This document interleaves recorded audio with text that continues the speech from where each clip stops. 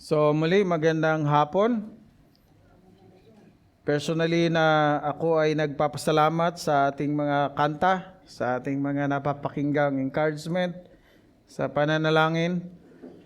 And I hope, I pray na as we journey sa ating panibagong aklat ng napag-aaralan, sa aklat ni Propeta Joel, nais ko lang balikan ang ating pag-aaral sa 2 Timothy na personally kong natutunan at patuloy na naging treasure ay paalalahanan. Ako bilang Kristiyano, bilang lingkod ng Panginoon na mahalaga na meron tayong malinaw sa mga katotohanan sa Biblia.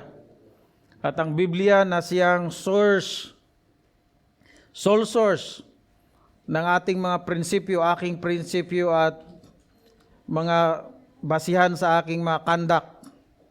Ang scriptures, hindi lamang may kulay pula, kundi ang kabuuan nito, 66 books, ay pangunahin na nagtuturo sentro kay Kristo. Siya ang sentro or centrality ng mabuting balita. Ng bawat isa sa atin ay nakapasakop sa Kanya.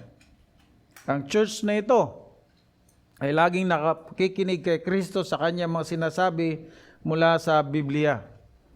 Ang isang practical na aplikasyon na aking naalala ay ang bilang lingkod ng Panginoon o bilang magulang ay mahalaga na lagi kong bigyan ng panahon or emphasis sa aking mga anak, sa aking asawa ang kahalagahan ng sacred writings, kung saan mula dito nagkakaroon ng isang kaunawaan.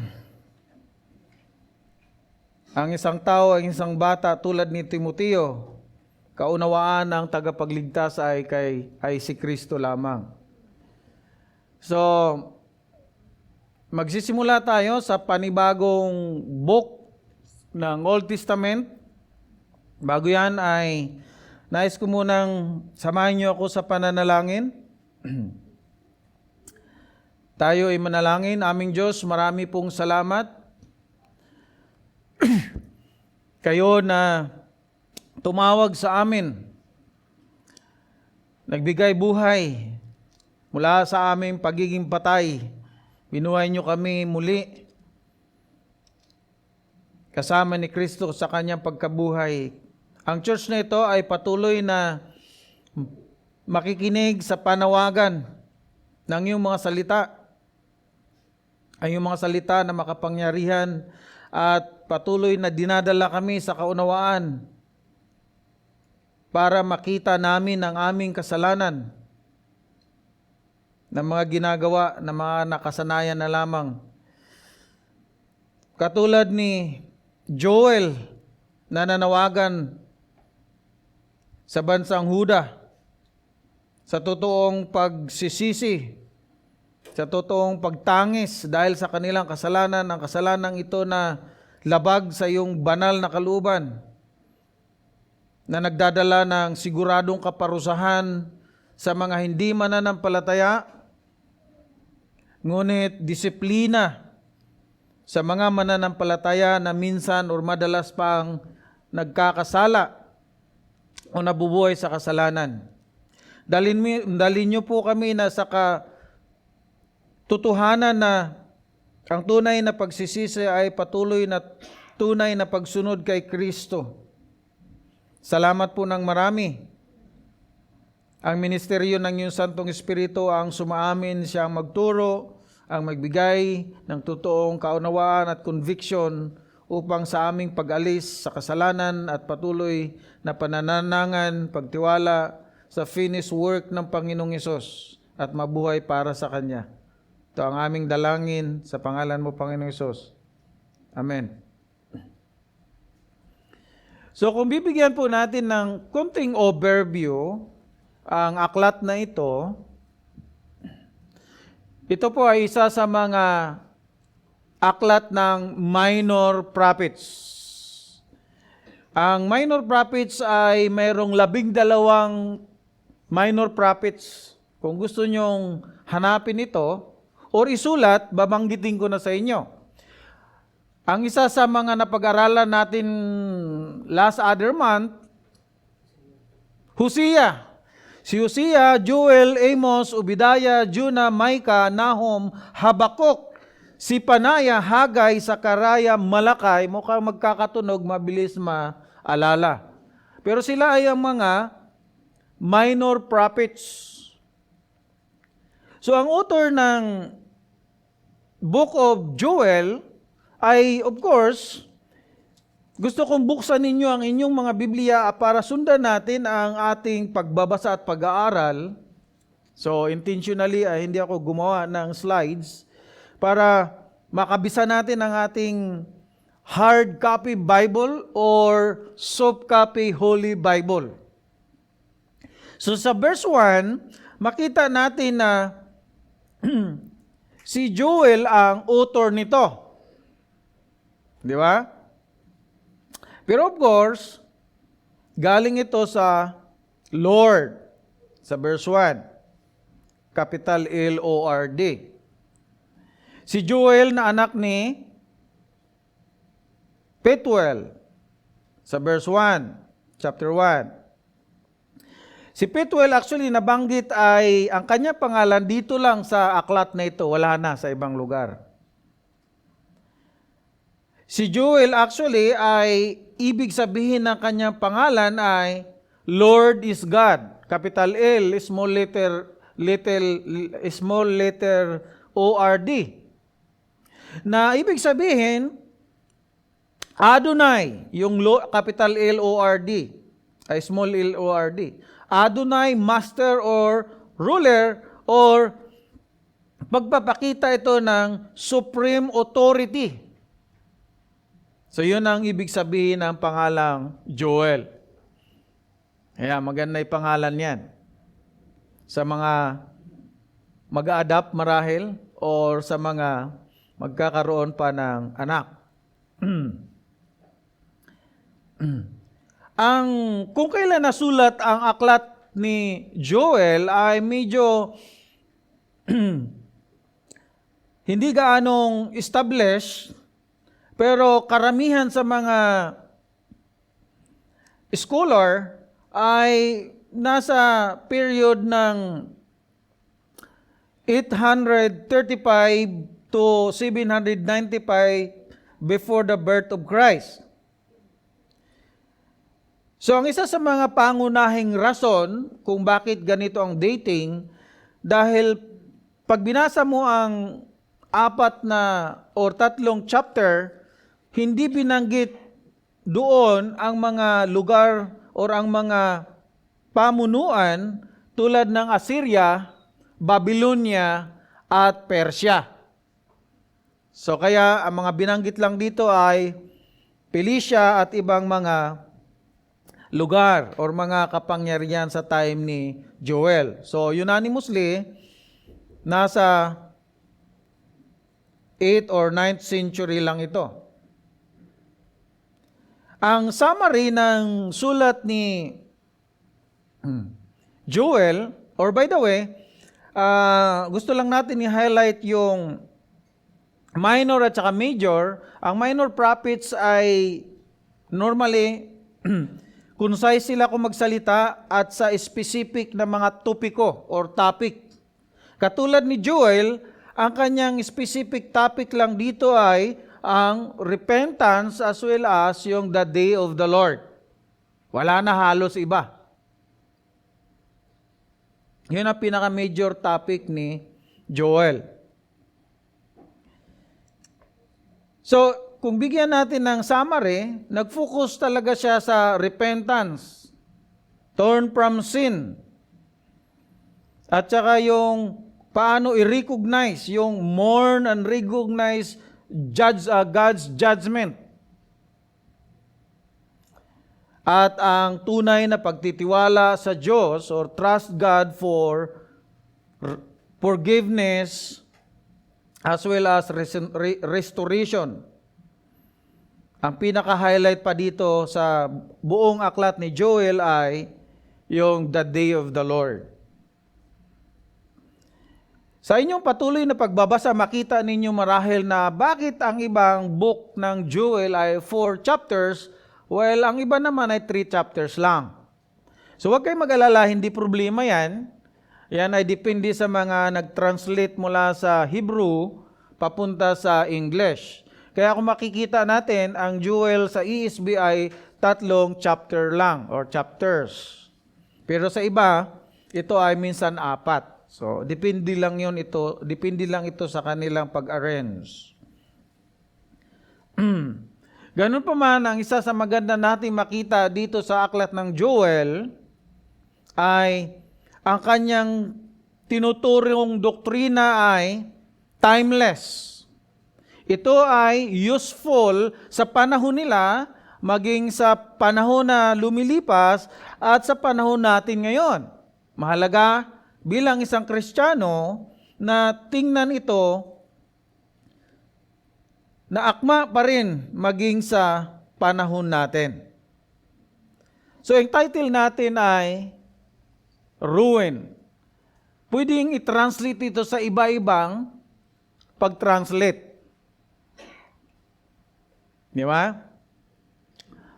Pero sa salitang ruin, pagkasira, naalala ko agad yung mga lugar sa Pilipinas na kung saan ay naging picture na ng pagkasira. Ano ba yung mga naalala nyo? Di ba? So, isa sa mga famous na ngayon, lalong-lalo na sa akin na pumupunta ng Samar, galing ng Taytay, hindi maiwasang dumaan sa Cagsawa Ruin. Yung Cagsawa Church actually ay ginawa noong 16th century.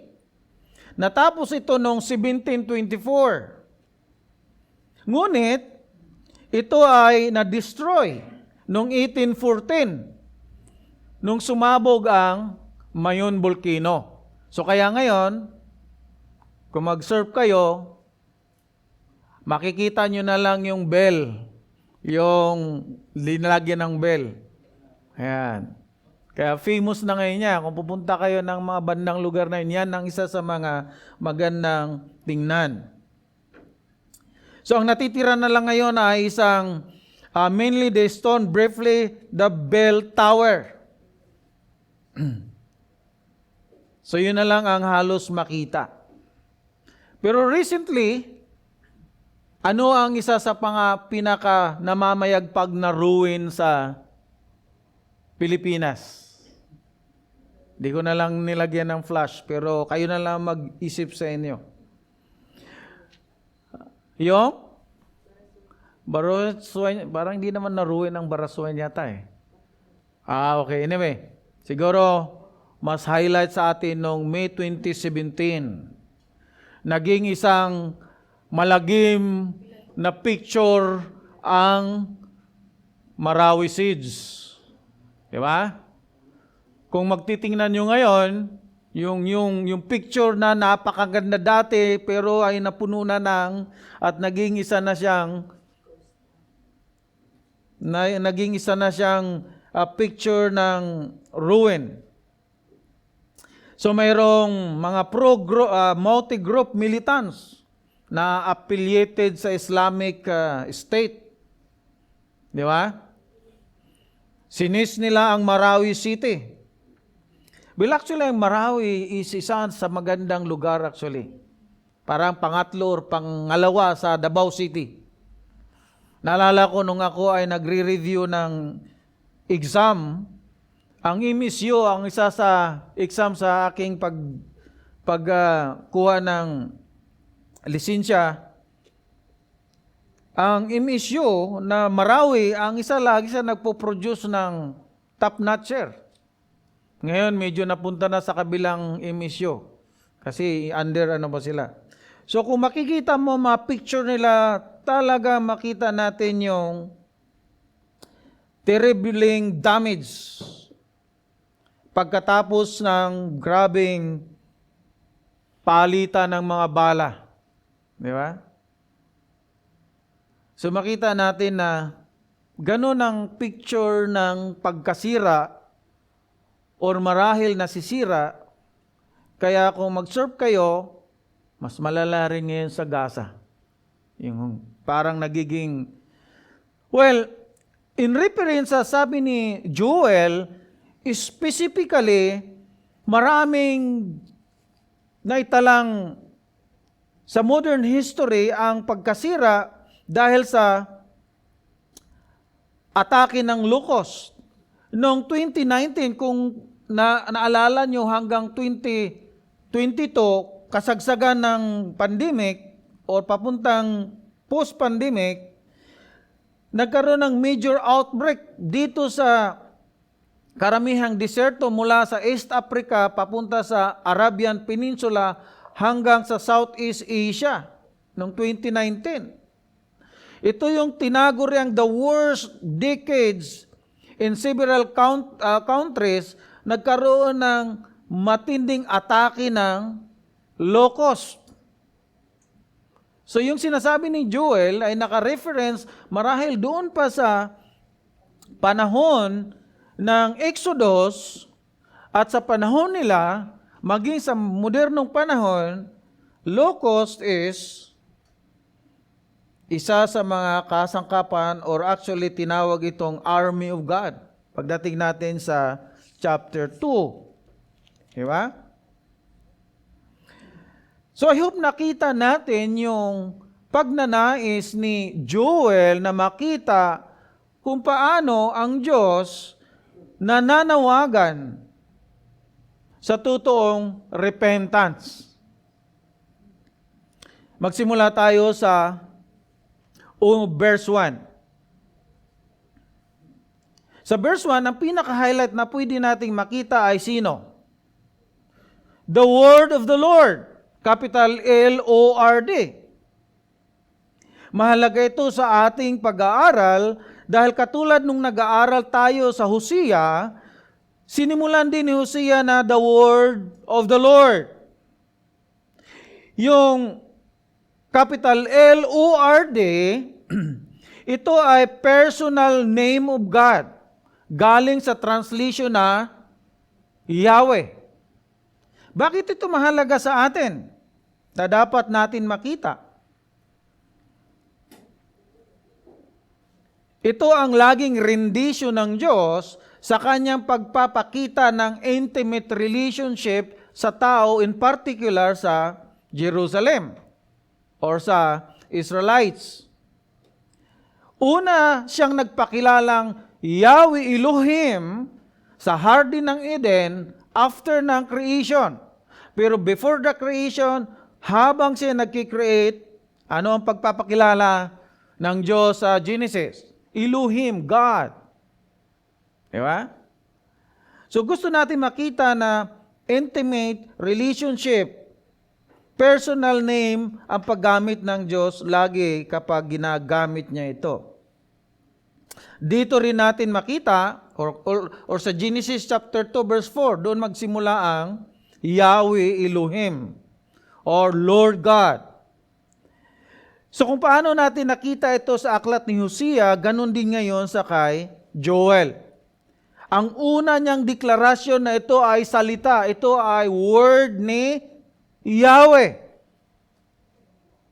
Ito ay pag-i-emphasize, pagdideklara na hindi siya nagsasalita dahil sa kanyang sarili lamang, kundi dahil sa authority na mayroon mula kay Yahweh.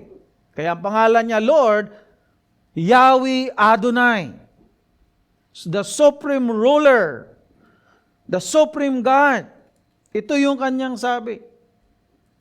Kaya kung pupunta tayo sa New Testament, para magkaroon tayo ng komentary, sabi ni Pedro, Apostle Pedro, sa 2 Peter chapter 1, verse 20 to 21, maganda ito nating makabisa. Sabi ron, knowing this first of all, that no prophecy of Scripture comes from someone's own interpretation. Verse 21, for no prophecy was ever produced by will of man, but men spoke from God as they were carried along by the Holy Spirit.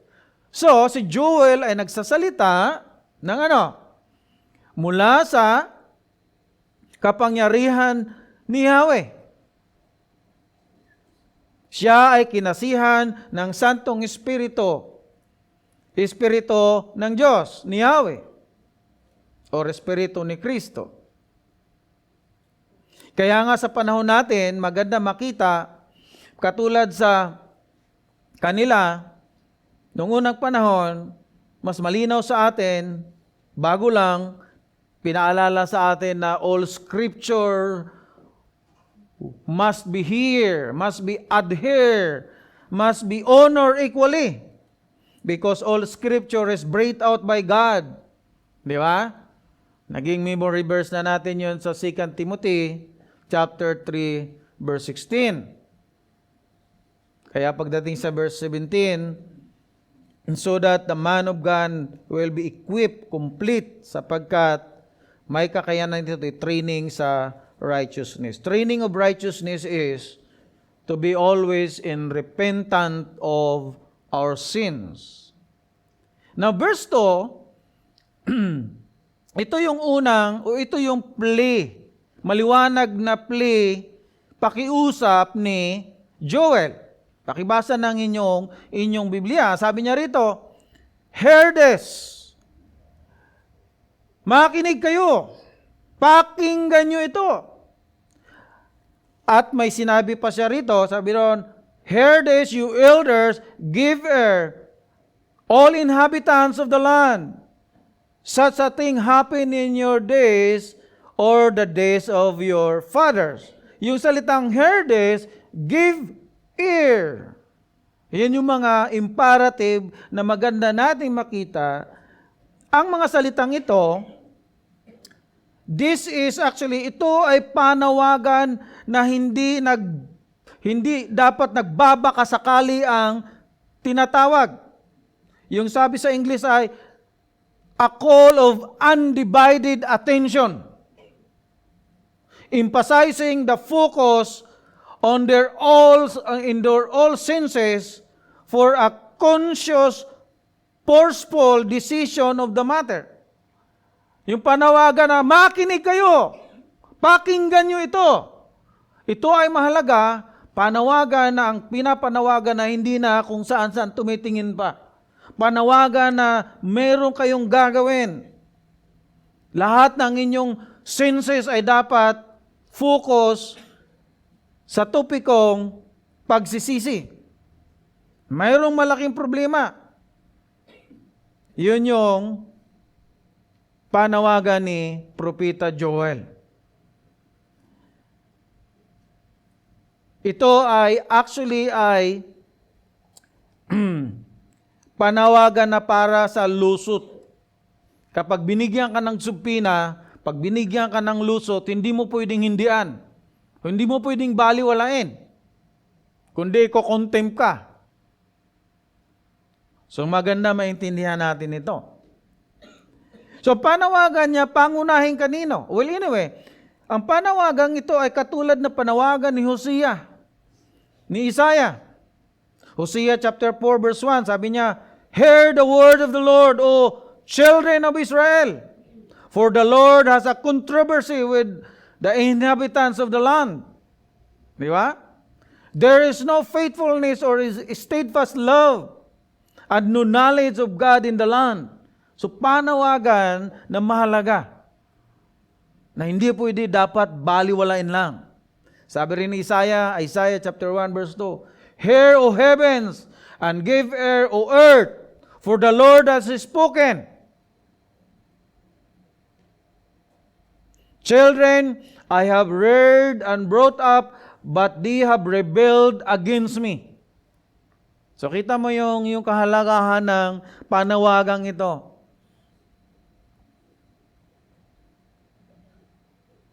So yung plea ni Joel, kanino? Nakita natin, elders, at saka sa all inhabitants of the land. Ano ibig sabihin nun? Ang panawagan niya ay unang-una sa mga leaders. Sa mga leaders. Well, dito, pag sinabi natin, you elders, Tumutukoy ito sa mga pangunahing religious leaders as well as sa civil leaders or political leaders. Sila ang mga pangunahing leader na pangunahin dapat magbago. Bakit? Sapagkat sila ang pangunahing nagkakasala o nabubuhay sa kasalanan. Sila dapat ang mag-lead sa example ng tunay na pagsisisi. Sila dapat ang magpapakita na sila ay nagkamali, na mayroon tayong maling ginagawa. Kaya ang panawagan ni Joel is, "You elders, all inhabitants of the land." Na pwede rin sabihin, "You ministers and all the church members and all the regular attenders, makinig kayo." Well, actually, walang specific na kasalanan na tinutukoy si Joel sa kanyang sulat. Nga lang, mayroong maliwanag na sila ay patuloy na gumagawa sa o nabubuhay sa kasalanan. Dapat nating makita, God is always hated sin. And He will always punish sin. Nais ko lang balikan ang ating main point para i-supplement yung ating pag-aaral. Ruin shows the Lord's power to punish sinners. But it also reveals His mercy, inviting sinners to turn back to Him in repentance and faith, to find forgiveness and abundant life. So maganda makita natin ang katotohanan ito dito sa ating pinag-aaralan. So yun ang Joel's plea. Una, sa mga leaders. Pangalawa, sa mga citizen of the land. Kung ilalagay natin ito sa church, sa mga leaders as well as sa mga members, sa mga regular attendees. Gusto lang i-cite in practical application na mga tunay na mga mananampalataya, sila ay nagrepent na sa kanilang kasalanan. That is once.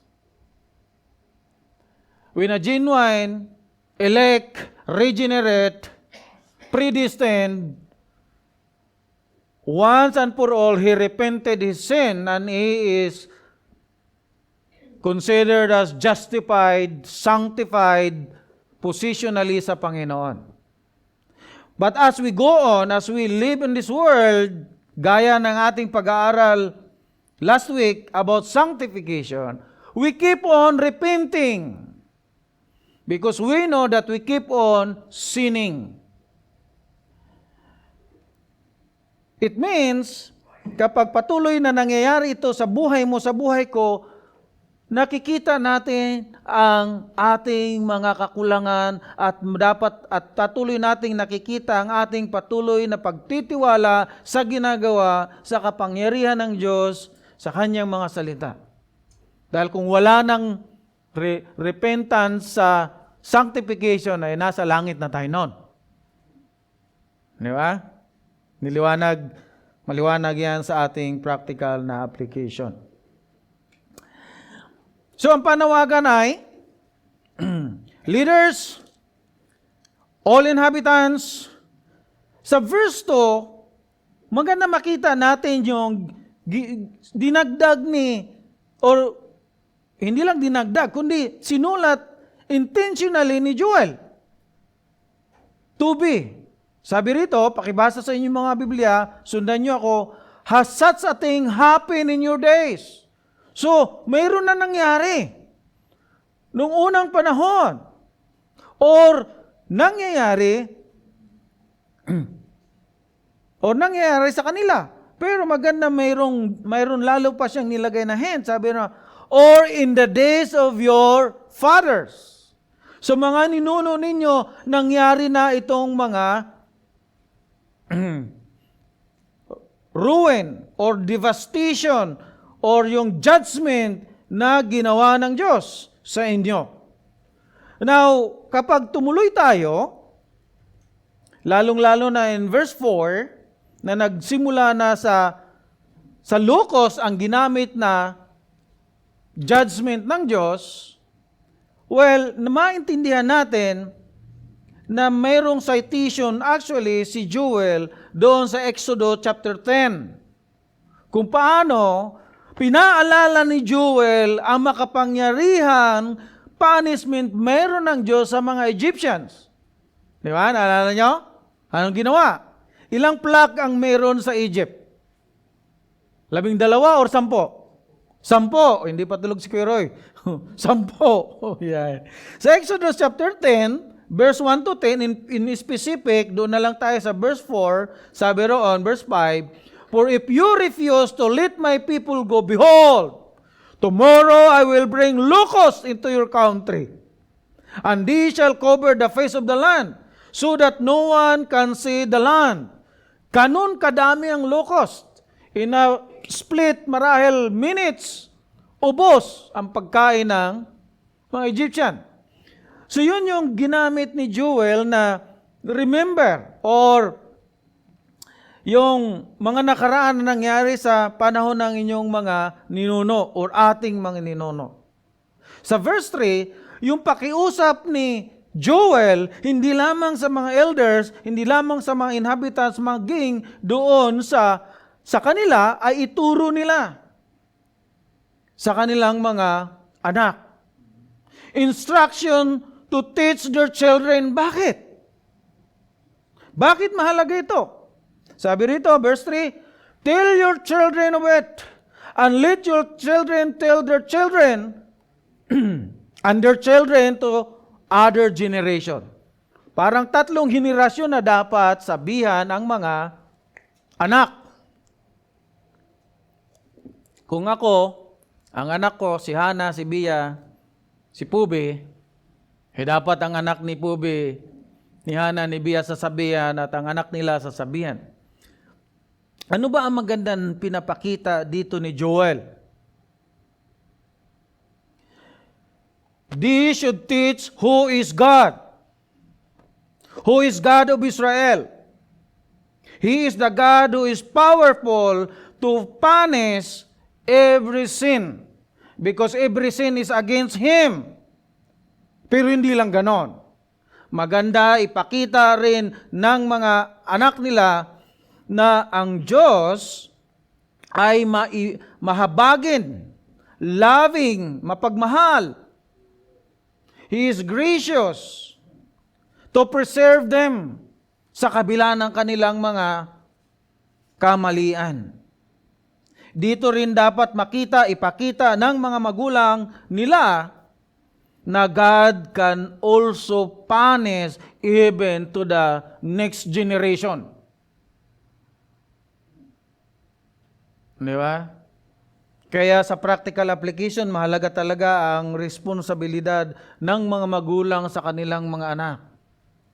To bring the sacred writings to their ear. Sa mga ginagawa ng Diyos, magagawa ng Diyos. Napakaganda makita nito. Verse 4, sabi ron, dito nagsimula na si Joel sa kung anong klaseng mga lokos ang pinadala ng Diyos para sa kanilang ruin, pagkasira or kasiraan or devastation. Verse 4 sabi ron, "What the cutting locust left, the swarming locust has eaten." What the swarming locust left? The hopping locust has eaten. And what the hopping locust left, the destroying locust has eaten. Ano ba magandang makita doon? Ano ba pinapakita ng Biblia? Pinapakita ng Diyos,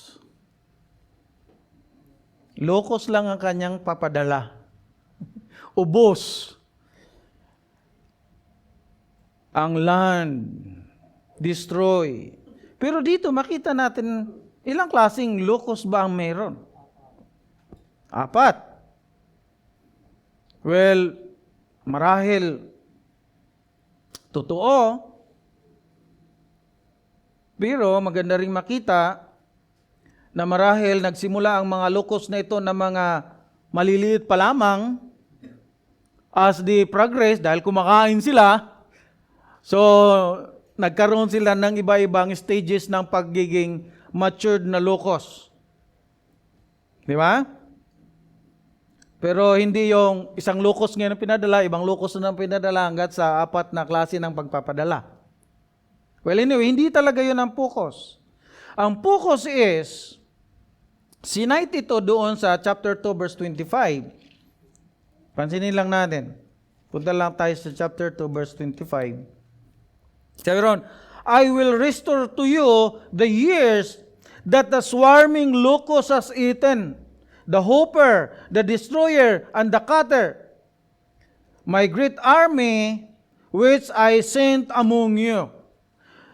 Ang locust talaga ay great army ng Diyos para ipakita sa kanila ang pagsira, ang kakainan magsira nito para maalala nila na God is a God who judges, who punishes.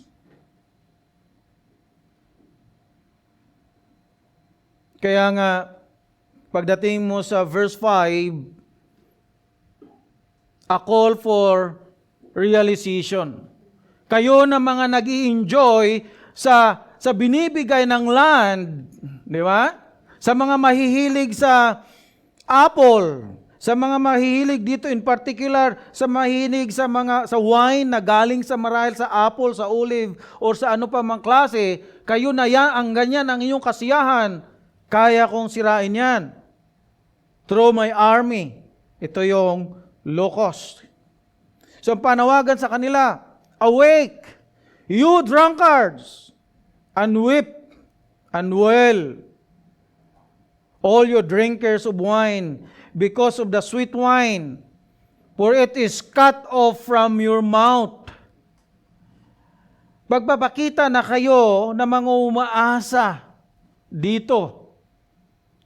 Well, hindi lang ito marahil particular sa wine, pero pagpapakita ng isang simbolo na kayo na ang inyong kaligayahan ay tungkol sa napoproduce ng lupa,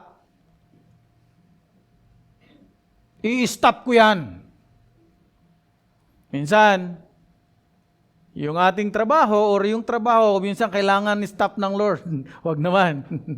Something na doon na naka-focus marahil ang mga ito. Yung salitang awake, gumising ka, manangis ka, di ba? Mag-mourn, yung awake, weep, wail. Parang ikamatay mo kapag wala ka ng maiinom, which is correct, wala ka ng sustenance. Yun yung dapat ma-realize ng mga Judean. Na maging tayo din as people of this time. Asan ba ang kaligayahan natin? Dito ba sa pinoproduce ng land?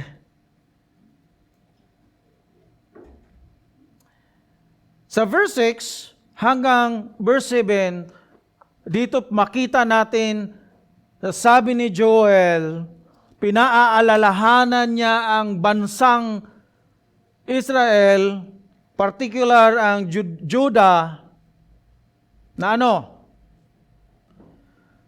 God is the owner of the land and everything in it. Ang Diyos ang may-ari ng lupa at ang lahat nandito. Verse 6, sabi ron, for a nation has come up against my land, powerful and beyond number. Its teeth are lion's teeth, and it has a fangs of a lioness.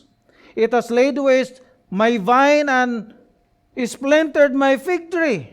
It has stripped off their bark and thrown it down their branches are made white. Sinalaula nyo yung nagbibigay sa inyo ng karangyaan, ng sustenance, samantalang akin yan. Marahil minamahal nyo na yung binigay ko, hindi ako na nagbigay. Na yung ganong simbolo sa pangungusap ni Joel.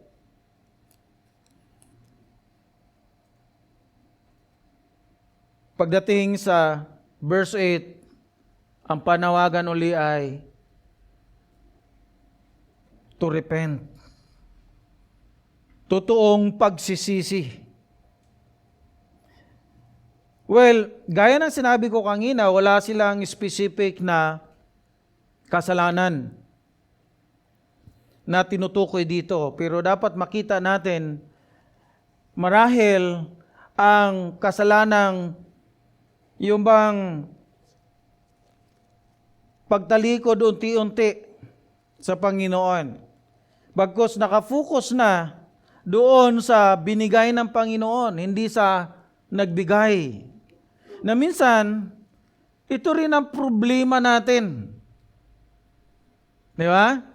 Hindi na natin kaya mag-isip kung paano ang mga panahon natin nilalagay sa Panginoon or tila baga, sabi ni Timoteo, they know God pero they have no power about God. Walang pagbabagong tunay. Yun yung maganda nating makita. Kaya nga sa Ephesians chapter 5, ito yung maganda nating tingnan for us to be reminded, mga mananampalataya at regular na dumadalo rito, ay Ephesians chapter 5 verse 15 to 16, sabi ni Paul dito sa mga Ephesians, look carefully din how you walk, not as unwise but wise. Verse 16, making the best use of the time because the days are evil. Kung naalala ninyo sa preaching ni Pastor David, James, as well nung sa akin, intentionally nilagay ko yung point number 1 ko, the rays of evil, na ginagawa ng kultura, ginagawa ng batas. Ito marahil ang nangyayari doon sa panahon ni Joel, na tila okay na lang ang lahat. Slowly they are neglecting who is God that they should serve. At maganda ito makita natin sa ating mga sarili-sarili. Well, I found myself guilty about this.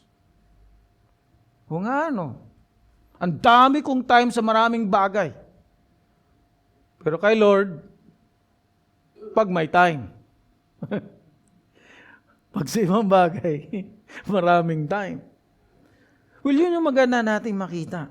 Verse 8, sabi ron, lament like a virgin wearing sackcloth for a bridegroom for her youth. Ano ba ang pangungusap dito? Lament like a virgin, ito ay imahe ng isang bagong nag-asawa pa lang. Mayroong bagong kontrata na kung saan pagkatapos nilang kasalin, namatay ang kanyang either lalaki or babae. Or dito babae kasi virgin eh. Namatay ang lalaki. Ito ay ang pagpapakita ng pagka-dismaya,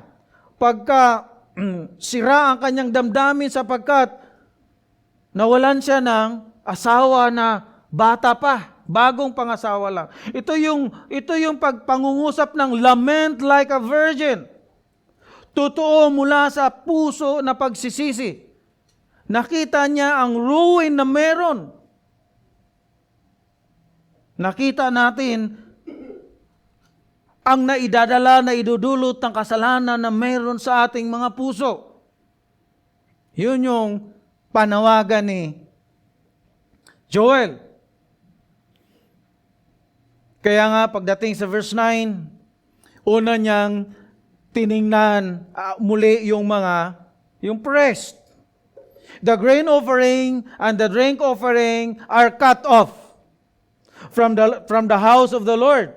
The priest mourn the minister of the Lord. Bakit? Well, nawa, ang pag-mourn ng priest ay hindi dahil na-cut off. Kundi, bakit ba? Minsan kasi, or sa kultura nila, ang pangunahing ikinabubuhay ng mga priest ay yung alay. Parte sila roon. Doon sila kumikita, doon sila nabubuhay. Pero dahil kinat off, hindi dahil dapat, hindi nawa dahil sa wala nang nag-aalay, kundi nakita na meron siyang kasalanan na dapat pagsisihan. So muli, una ang pinanawagan ng priest. Sila na mga nagmi-minister, sila na nagre-represent kay Yahweh. The same in our application. Bilang mga elders, bilang mga deacons, bilang mga nagsasalita sa likod ng pulpito, nagli-lead sa mga CG o nagli-lead sa mga Bible study, tayo ang mga pangunahing nagpapakita ng totoong pagsisisi. Lament. Priest. Verse 10, the field are destroyed, the ground mourns because of the grain is destroyed, the wine dries up, the oil languishes. Be ashamed, O tillers of the soil, wail, O vine dressers, for the wheat and the barley, because the harvest of the field has perished. So mga priest ngayon ay mga ano naman, mga farmers. Kayo na backbone sa bansa nila or maging sa atin. Kayo man ay magsisi dahil kayo ay mga makasalanan at dahil dyan, cursed is the land. Di ba?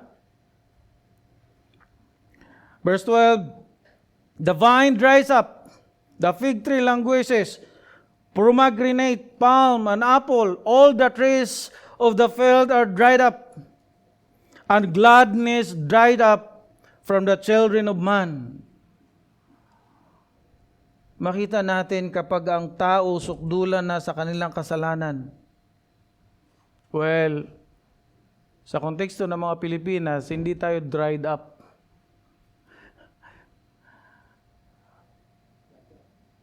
Ha? Flood up, dried up tayo sa pera, pero flood up. Pero pagpapakita ito sa kawalan ng walang kaayusan ng moral aspect sa ating mga leaders. Suffer ang sangkatauhan. Yung sabi ro, gladness dries up. Pag naghihirap ng bansa una sa kanilang pangangailangang pagkain, kita mo, magiging magulo. Muli, pagdating natin sa verse 13, a call for genuine repentance. Ginagamit lagi ng Biblia yung mga salitang put on sackcloth. Ang sackcloth ay normal ito ay gawa sa balat ng kambing na medyo hairy, na medyo mabigat, na medyo pagpapakita ito ng totoong pag-aayuno, totoong pagsisisi. Ito yung outward na manifestation. Pero hindi lamang dapat sa outward manifestation. Sabi rito, put on sackcloth and lament, O priest, wail, O ministers of the altar.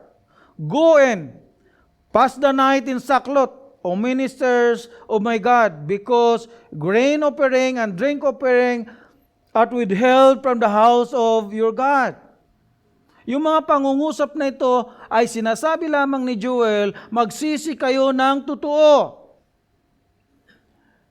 Mayroong totoong pagsisisi. Nakikita nyo na sa existing na mga pangyayari, in-stop na ng Diyos ang supply. Dahil marahil o makikita natin sa mga pangungusap ni Joel, masyado nyo nang minamahal ang kanyang binibigay. Hindi na ang nagbibigay. Verse 14, consecrate a fast. Call a solemn assembly. Kita mo yung mga pangungusap. Consecrate a fast. Well, ang salitang ito ay napakagandang pakinggan kapag nag-aral tayo ng sanctification. We are consecrated. We are set apart. Dito makita rin natin na mayroon purposeful, decisive, conscious act na italaga ang sarili sa pag-aayuno. Ang pag-aayuno ay pagpapakita na nare-realize nila ang totoong effect ng kasalanan. Well, tayo, hindi na tayo fasting. Fast eating na tayo, no? Pagpapakita lang ito sa lingwahe na merong kinakailangan gawin na tayo din naman. Ang salita pa ritong ginamit ay call a solemn assembly. Hindi lamang ang mga press, kundi ang buong bansa. Hindi pwede nga, ikaw lang yan dahil ikaw lang nagkamali, ikaw lang nagkasala. Minsan yun ang ginagawa natin. Dapat ikulong na yan. Yung mga kurakot na yan.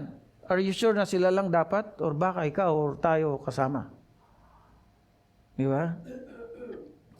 Yung plea, yung pangungusap, sabi rito, gather the elders and all the inhabitants of the land, the house of the Lord your God, and cry out to the Lord. Meron dapat totoo. Totoong pagsisisi. Hindi baka sakali. Hindi yung bahala na. O hindi yung sana. Di ba? Maganda makita dahil dito, ang totoong pagsisisi ay merong laging kaakibat na pagpapatawad, restoration na pangakong abundance sa buhay. Ituloy ko lang hanggang 16. Sabi rito, alas, for the day of the Lord is near. Kung hindi kayo magsisisi, darating ang judgment.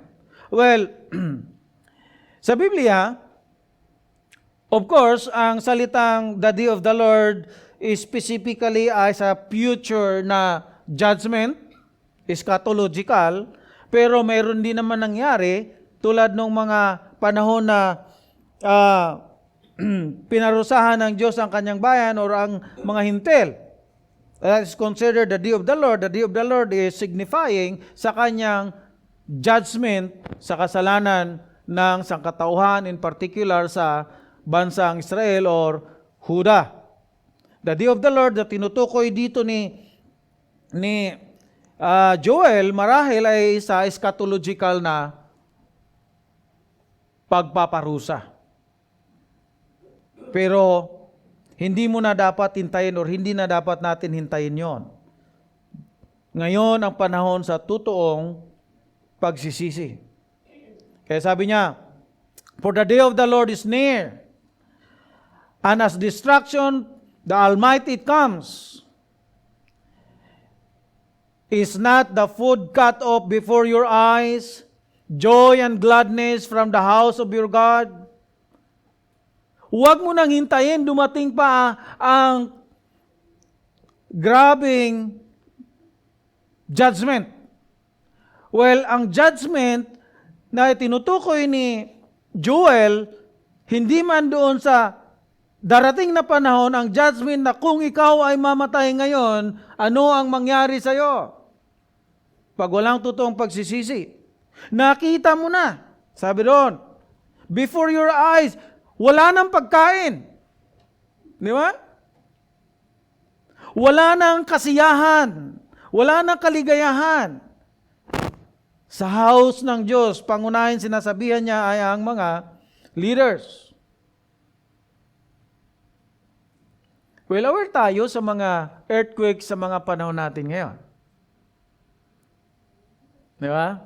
Sa Samar, nagkaroon after ng Cebu, Davao Oriental, nagkaroon, hindi lang masyado na-highlight sa Samar, lalo na sa amin sa Northern Samar, 4.9 lang naman. Hindi gaano. Pero pag may nangyayaring gano'n, dami agad nagme-message sa akin, Brad, Nako, pag-pray mo kami. Sabi ko, well, ito magandang pag-pray sa inyo. Maganda nyo makita na mga lindol na yan, pagpapakita na yan, na marapit ng Panginoon bumalik. Ano ba ang kalalagayan ng puso mo? Sino ba ang pinagtitiwalaan mo, trabaho mo, kung ano pa man? Dapat mo makita na mayroong tagapagligtas ang Panginoong Hesus. Ito yung sinasabi ni Joel. Maaaring bukas, Mr. Death will come.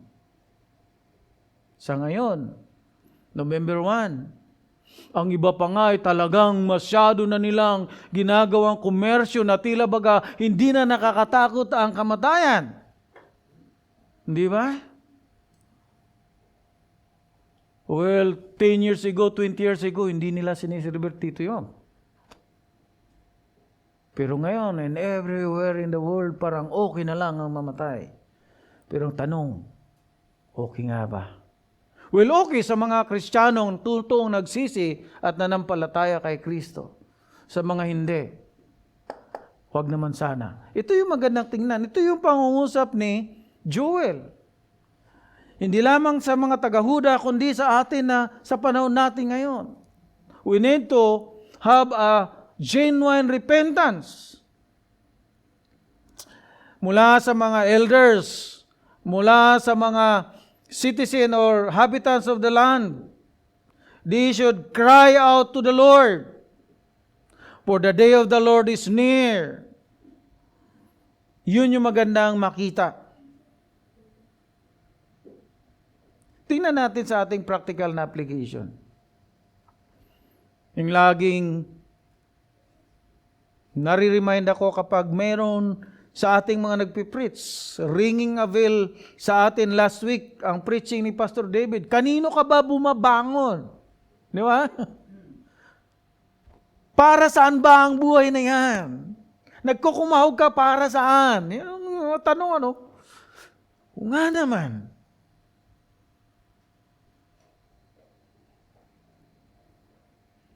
Maganda makita na nabubuhay dapat tayo sa Panginoon. That's why we cry out to Him. Maganda makita sa ating mga ginagawa, kumusta na ba ang aking sanctification? It is progressing. We praise the Lord. Diba? It is, nakakahawa ba ito sa iba? Diba? Lalong-lalo na sa ating pamilya, sa church. Ito ba ang pinag-uusapan madalas, minsan? Yun yung magandang makita sa practical na application, sa totoong nagsisisi.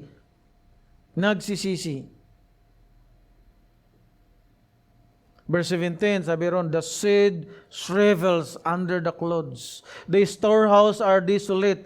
The granaries are turned down because the grain has dried up. How the beasts groan, and the herds of the cattle are perplexed, because there is no pasture for them. Even the flocks of the sheep suffer. Tindi, no? Na-stress din na mga kalabaw at mga baka, tupa, wala na makain. Ganon makita natin ang ruin na meron sa dalang judgment ng Diyos. Maganda makita natin sa ating mga sarili na yun ang imagery sa kasalanan kapag ating minamahal. Kapag nabubuhay na lang tayo sa okay na ang lahat. Nabubuhay tayo sa sarili na lang natin. This is a good call for us. Actually, kung pupunta tayo sa Romans chapter 8 verse 12, maging yung mga animal kingdom, they are groaning to be saved. Di ba? Sorry, Romans chapter 20.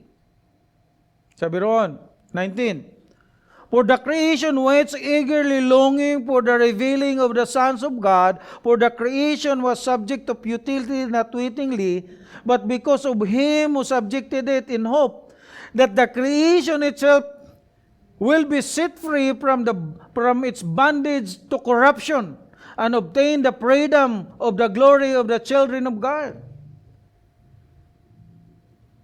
For we know, verse 22, for we know that the whole creation has been groaning together in pains of childbirth until now. So maging yung creation, nag-groan ng restoration or ng tunay na pagbabago. They are affected of sin. Na yun yung call ni Joel, a genuine repentance. Hindi lamang panlabas, kundi sa kalooban. Alam mo yung kaguluhan sa mundo is because of human sin. This is will end up. Yung Joel exemplary example. Hindi lamang sinabi ni Joel, magsisi kayo, pero siya mismo nagpakita ng totoong pagsisisi in 19 up to 20. Nakita niya yung ruin. I hope nung nakita na ang ruin ng Kagsawa, nakaisip yung mga leaders natin kung paano ayusin pa ang mga future disaster.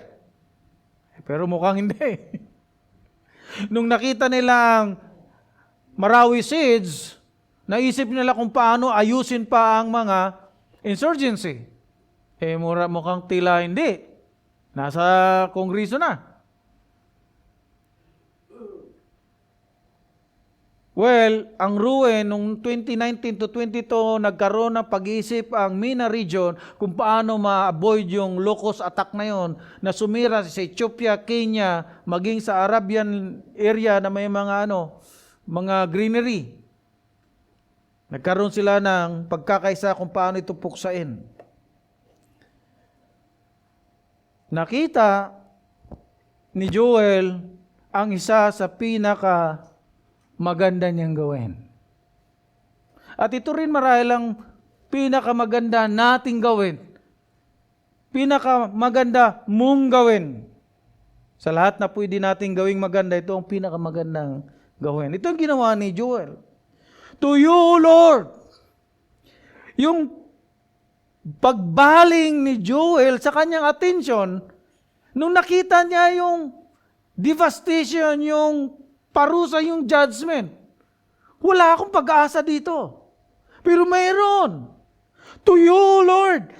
Ang tinawagan niya ay si Yahweh. Ito yung personal name ng Diyos na malupit sa parusa, ngunit mahabagin. Ngunit mapagmahal. To you, Lord, I call. Di ba?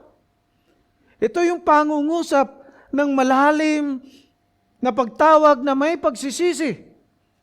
Ito yung pangungusap ni Joel na malalim na may kaunawaan na nagkasala siya sa banal na Diyos. Ito ang Diyos na may kakayanan magparusa sa kanyang kasalanan, na may kakayanan mag-restore, magsalba sa kanya. To you, O Lord, I call. Kaya nga, fast forward, sabi niya sa chapter 2, verse 32. Sino yung pangungusap ni Joel? Hindi lamang siya nagsabi ng kalupitan ng Diyos sa kasalanan, kundi nagsabi siya ng kapangyarihan ng Diyos sa kanyang pagiging mahabagin, mapagmahal. Sabi niya, and it shall come to pass that everyone who calls on the name of the Lord shall be saved. For in Mount Zion and in Jerusalem there shall be those who escape, as the Lord has said. And among the survivors shall be those whom the Lord calls. Yung mga tutong nagsisi, nagbaling ng atensyon kay Yahweh. Sila pala ang mga tutong tinawag. Sila pala ang mga totoong kinilos. Isa sa mga example, si Joel. To you, Lord, I call. For fire has devoured the pasture of the wilderness. The flame has burned all the trees of the field. Even the best of the field pant for you, because the water brooks are dried up, and fire has devoured the pasture of the wilderness.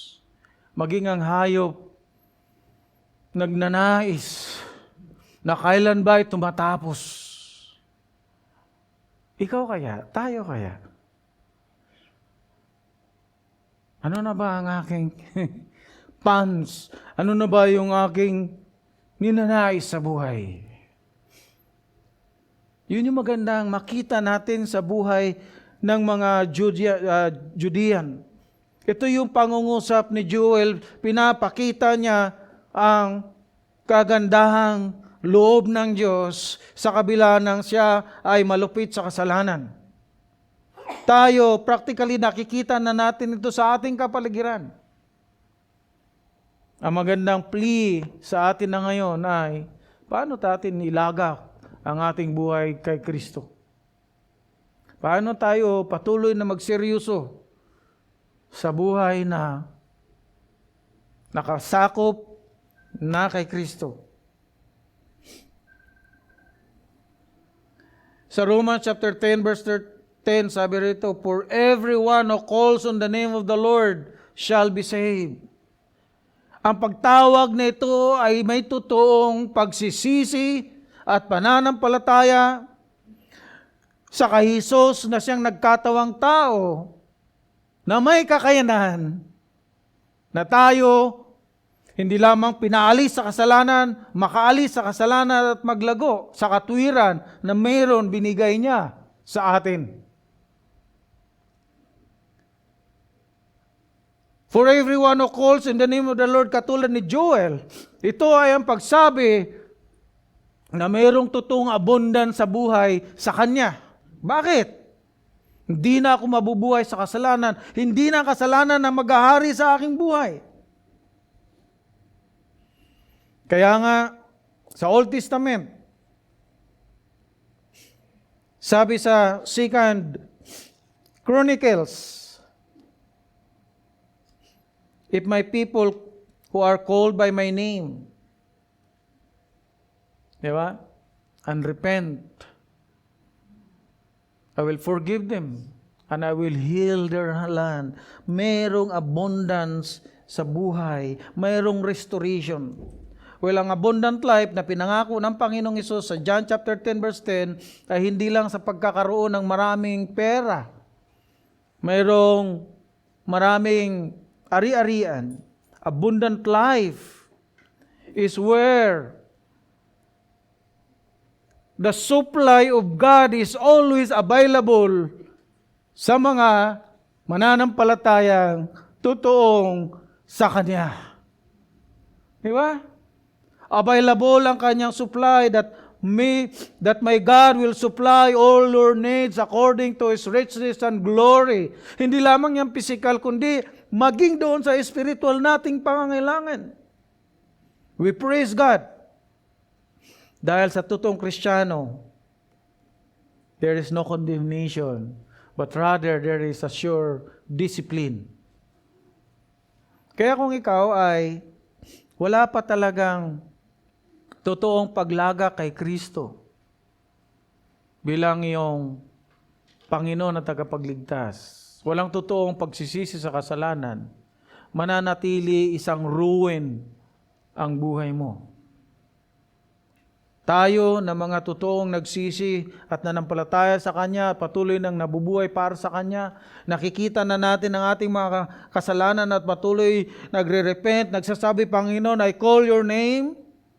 Mayroong abundant life.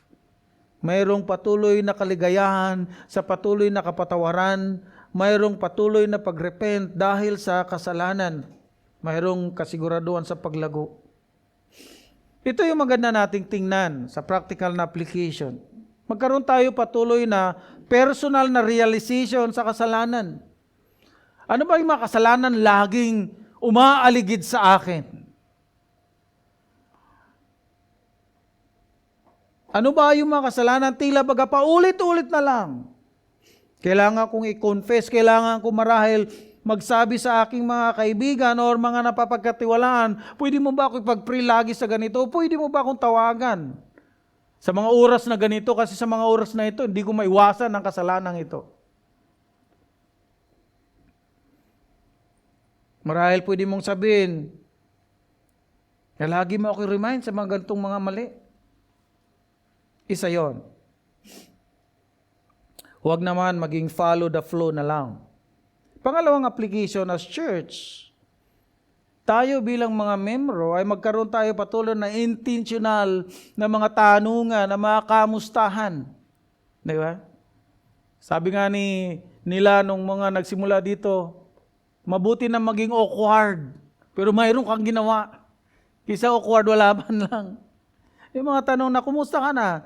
Saan na tayo? Nabasa mo na ba ang buong Joel? 3 chapter lang yan. Bago tayo umalis ng Joel, at least ilang beses na natin nabasa. Nagawa ba natin ito? Ginagawa ba natin ito as church? Yun yung magandang mga simpleng realization. Usapan namin dati ni Kuya Roy, basahin natin ng chapter 1 ng Timothy habang nandito sa Timothy. Kinukumusta ko siya. Kuya Roy, kumusta na? Ngayon, hindi pa kami nagkasundo sa Joel. Pero minsan maganda yung mga ganong sistema. We as church, patuloy nating hikayatin ang bawat isa. Kanina, sinabi na mayroong isang November 30. We encourage sa mga kababayan o maging sa kalalakihan, pwede tayo pumunta doon at umaten. Isa yun sa patuloy na may stir up ang bawat isa sa kung ano pa ang pwede nating gagawin at magagawa. Finally, as church, as personal, magkaroon tayo lagi ng personal realization. Sa tulad kong regular preacher, hindi pwedeng ang preaching ko ay nasa pulpito lang, kundi nakikita ito sa personal kong buhay. Sa mga tatay na tulad ko, kumusta na ang ating pag-lead sa ating mga anak? We are telling them the priority and the laxity. Priority is to tell them the gospel that Christ is ready to punish every sin, but ready to forgive for an abundant life. Mga nanay, isa ito magandang paalala sa atin sa mga practical na dapat nating gawin. Sa ating pagtatapos, sabi ko rito, or sabi sa aking ginawang main point, ruin. Lalong-lalo na kung historically may ruin na nangyari sa buhay na hindi na magandang balikan. Pero maganda yung tingnan. Ruin shows the Lord's power to punish sinner. But it also reveals His mercy, inviting sinner to turn back to Him in repentance and faith, to find forgiveness and abundant life. Tayo manalangin. Aming Diyos, marami pong salamat sa inyo pong katapatan na laging nangungusap sa amin sa church na ito. Intensely, faithfully, directly doon sa aming pangangailangan. Sa kabila na kayo ay nagsasabi sa aming mga kakulangan, sa aming mga dapat pagsisihan, andun lagi ang iyong habag. Andun lagi ang iyong pagiging mapagpasensya bago nyo pa i-execute yung punishment. Panginoon, aking dalangin sa mga narito na hanggang ngayon hindi pa marahil nila naunawaan ang tunay na pagsisisi at paglagak ng kanilang buhay kay Kristo, aking dalangin sila. Maging sa amin ng mga member sa church na ito na tila baga marahil ay nagiging okay na lang ang mga bagay-bagay o tiwala na lamang dahil tila ma-okay naman ang lahat. Gisingin nyo kami Tulungan nyo kami na i-redeem ang aming time. Gugulin ito sa mas maayos, mas pakinabang para sa paglagong personal hanggat sa paglagong church na ito. Marami pong salamat. Dalangin ko ito sa pangalan mo, Panginoong Hesus. Amen.